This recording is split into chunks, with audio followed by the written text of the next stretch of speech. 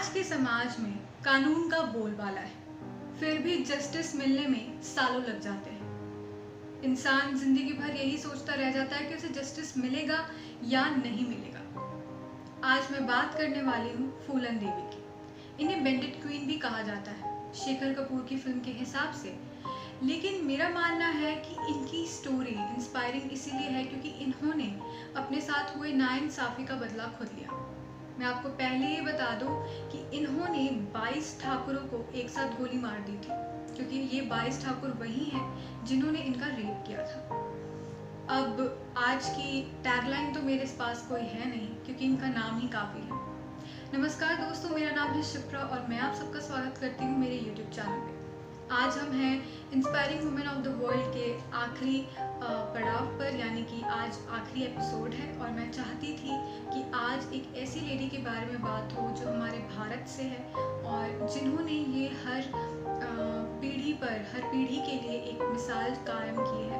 जिन्होंने ये कहा है, जिन्होंने ये बताया है कि चाहे वो किसी भी रिलीजन की हो, किसी भी स्तर की हो, लेकिन उन्हें हार नहीं माननी चाहिए। यानी कि इंसान को कभी हार नहीं माननी चाहिए। वो अपने उसूलों पर काम कर सकता है और आखिरी तक कर सकता है अगर वो डिटरमिन्ड हो, यानी कि दृढ़ निश्चयी हो। फूलन देवी का जन्म 10 अगस्त 1963 यूपी के एक छोटे से गांव में हुआ। उनका जन्म एक छोटी जाति के परिवार में हुआ और उनसे यही अपेक्षा रखी गई थी कि वो अपनी ज़बान एकदम कम चलाएं और लोगों की बात ज़्यादा सुने, क्योंकि एक तो वो छोटी जाति में पैदा हुई हैं, ऊपर से वो लड़की हैं। लेकिन उनके लिए ये सब बात मायने नहीं रखती थी। 10 साल की उम्र में जब उन्हें ये पता चला कि उनके चाचा ने उनके घर वालों के साथ डकैती की है और उन्होंने चीटिंग की है और उन्होंने उनकी ज़मीन हड़प ली है, तो उन्होंने उनके सिर पर ईंट चलाकर मार दिया और कहा कि मेरी ज़मीन पर कोई नहीं आएगा। उनके ज़िद्दी रवैये को देखकर बहुत सारे लोगों ने ये कहा कि इसकी शादी कर देनी चाहिए। 10 साल की लड़की यानी 10 साल की फूलन की शादी ज़बरदस्ती 30 या 40 साल की उम्र के आदमी के साथ करवा दी गई। उस आदमी ने उस छोटी सी लड़की का रेप किया और उस वजह से वो काफ़ी ज़्यादा बीमार रहने लग पड़ी अपने ससुराल में। ससुराल वालों ने उन्हें दोबारा मायके में भेज दिया, लेकिन भाई ने जब ये सुना कि पूरे गांव में इसकी बातें हो रही हैं, तो उन्होंने ये सोचा कि इसे दोबारा ससुराल भेज देना चाहिए।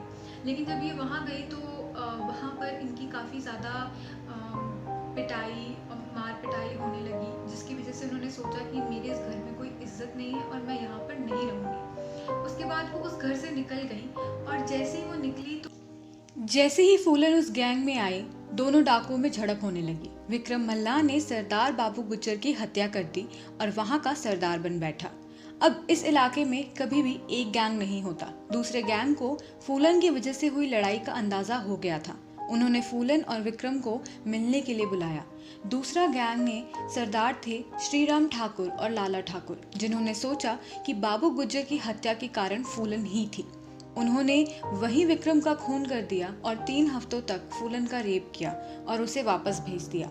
मगर फूलन ने बचपन से हारना सीखा ही नहीं था। यहाँ से छूटने के बाद फूलन डाकुओं के गैंग में शामिल हो गई। फिर 1981 को वो वापस उसी गांव में आई और उसने उन लोगों को पहचान लिया और वहीं 22 ठाकुरों को गोली मार दी। उन पर 22 हत्या, 30 डकैती और 18 अपहरण के चार्जेस लगे। उन्हें 11 साल जेल में रहना पड़ा। मुलायम सिंह की सरकार ने 1993 में उन पर लगे सारे आरोप वापस लेने का फैसला किया। इस फैसले ने सबको चौंका दिया। फिर 1994 में फूलन जेल से छूट गई। उम्मेद सिंह से उनकी शादी हो गई। 1996 में फूलन देवी ने समाजवादी पार्टी से चुनाव लड़ा और जीत भी गई और वो मिर्ज़ापुर से सांसद बनी। मैं आपको बता दूं कि जेल में उनके यूट्रस को भी निकाल दिया गया था ताकि उनकी औलाद ना हो सके, या यूं कहा जाए कि दूसरी फूलन देवी इस समाज में ना आ पाए। 25 जुलाई 2001 को शेर सिंह राणा फूलन से मिलने आया, खीर खाई, पानी पिया और फिर घर के गेट पर फूलन को गोली मार दी और फूलन ने सबको अलविदा कह दिया। अपने कुल 38 साल के जीवन में फूलन ने सब कुछ सहा और लड़ा भी। उसने कभी हार नहीं मानी। अरुंधति रॉय का कहना है कि अगर बलात्कार फूलन देवी बनाता तो देश में हजारों फूलन देवियां घूम रही होती। ये पूरी मर्दवादी संस्कृति की पैदाइश है। जाति, ज़मीन, औरत, मर्द सब कुछ समेटे हुए की ये कहानी है फूलन देवी। दोस्तों, आप सोच रहे होंगे कि मैंने आज ये स्टोरी क्यों चूज़ की है, और क्योंकि ये डाकू थी और फिर राजनीति में आई और इनका खून इस तरह से हुआ और उन्होंने उसे ही खीर खिलाई या पानी पिलाया। मैंने आज उनकी स्टोरी इसलिए चूज़ की है क्योंकि ये एक ऐसी स्टोरी है जिस पे बहुत ज़्यादा मुद्दे उठाए गए थे। लोगों के बहुत सारे ओपिनियन हैं इस कहानी पर, और अगर कोई नाम लेता है, क्योंकि इनके बारे में मुझे इनका नाम पता था फूलन देवी, और मुझे ये नहीं पता था कि इनकी कहानी क्या है। लेकिन जब मैंने पढ़ा तो मैंने ये देखा कि एक लड़की जो एक छोटे परिवार से थी, जिसका बोलना मुनासिब नहीं था, जिसे बात करने की परमिशन थी ही नहीं, होगी ही नहीं, यही उसे समझा जाता है, यही अपेक्षा रखी जाती है। लेकिन वो बचपन में भी बागी थी, अपनी पूरे जीवन वो बागी ही रही। उन्होंने कभी भी किसी और की नहीं सुनी, और उन्होंने अपना इंसाफ खुद लिया। और मैं आपको बता दूं कि उन्होंने एक जगह भी जिक्र नहीं किया है कि उनके साथ रेप हुआ था, क्योंकि वो अपनी ये बात किसी को नहीं बताना चाहती थी, लेकिन उनकी किताब में ये बात लिखी गई है।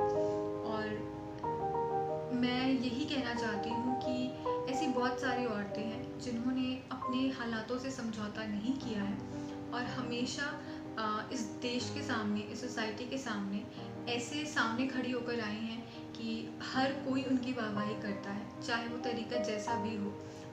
इस पुरुष प्रधान समाज में अक्सर पुरुषों को इतनी मनाही नहीं जितनी औरतों को है, तो इसीलिए जब वो कुछ करती हैं तो सर जो है गौरव से ऊंचा हो ही जाता है। दोस्तों, आज ये मेरा आखिरी एपिसोड है और थैंक यू फॉर वॉचिंग। आप लोगों ने मेरा बहुत साथ दिया और मैं आपके पास ऐसी ही और वीडियोस लाती रहूँगी अनयूजुअल टॉपिक्स पे। Inspiring women of the world का जो था, आज वो ख़त्म हो रहा है ये सीरीज़,